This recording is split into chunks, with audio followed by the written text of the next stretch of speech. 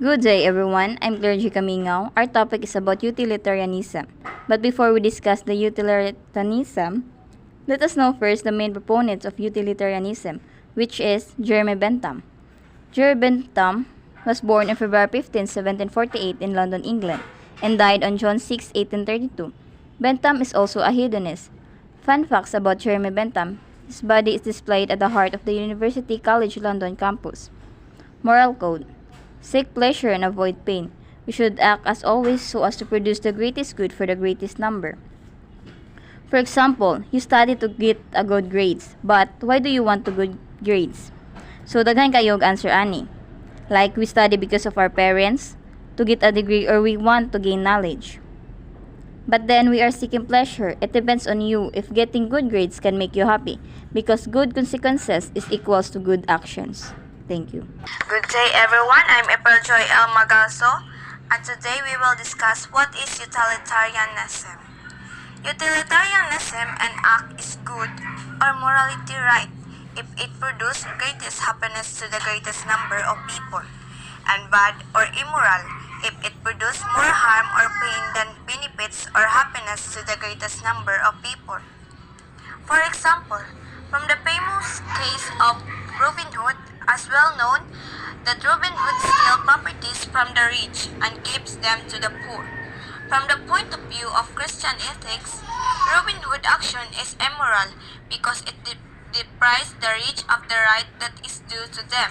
However, from the point of view of utilitarianism, Robin Hood action is morally good because it produces maximum benefits to the greatest happiness to the majority of the people.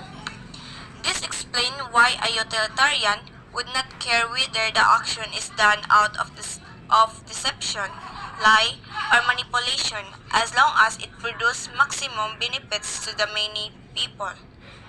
That's all po. How does utilitarianism classify an action as moral or immoral? Nag-base sila sa consequence. Dira nila ma-determine imong action morally right or wrong based sa consequences. Example, gisugo ka sa imong mama niya, wala ka naminaw. Nag-cellphone ka, gikuha imong cellphone for 3 hours, which is maunay resulta sa imong action. Para sa ila, ang importante sa atong ginabuhat is dapat mag-produce og kalipay. Kumbaga, dapat happy ta sa tuang ginabuhat. Ug mas pilion na to ang butang nga mas maghatag sa tuwa og kalipay. Kay if atong action dili maghatag sa tuwa og kalipay, then it is morally wrong. Happiness matters in every people, but we people still have the same feelings being counted for us the same. Kumbaga, ang interes sa mga tao nga duol si imo kinahanglan dili taas kaysa sa lain. So, hedonic calculus is a method that can calculate or measure in pain. So, Bentham think all the pleasure can be related by 7 main principles. These are intensity. How intense will be a pleasure? Second is duration. How long will the pleasure last? Third is certainty. How likely is the pleasure to be happen? Fourth, propensity. How immediate or remote is the pleasure? Spontaneity. How likely it is to be followed by similar pleasure, or how rarely it experienced. So, sixth is purity. How likely is it be followed by pain? And seventh is extent. How many people will be experience the pleasure? By looking all of this, you can calculate the right actions to choose. Thank you. Briley May Tanyo, consideration and assessing an act. So, when assessing an act related to happiness and pleasure, it is important to consider the balance between short-term pleasure and long-term happiness. The act should align with personal and societal values related to happiness and pleasure. So, we have 6 considerations in assessing an act. First is, ang kalipay or pleasure kay dapat matagamdam nato or mas ma-feel towards ana sa person.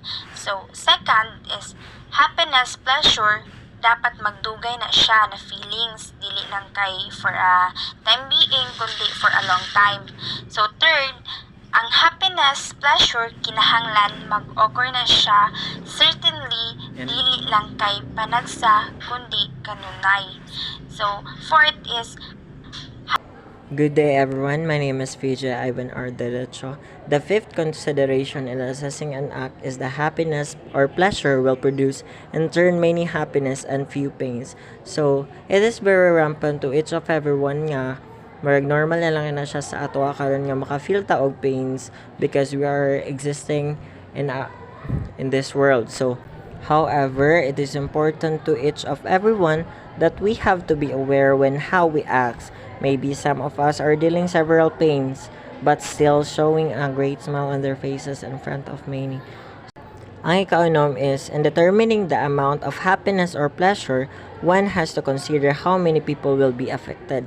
So it says that when it comes of joking or around some daghang tao or sa group of friends, we must be aware if kung maka-apekto ba ka or makasakit ba ka og laing tao when it comes of jokes. So, ang maong kailangan na to nga maghunahuna tag ikapila para bago na to isulti ang mga jokes nga dapat nga iingon na to kay we are fragile manggod. So, that's why minimize na to atong mga jokes nga makasakit, possible nga makasakit sa uban.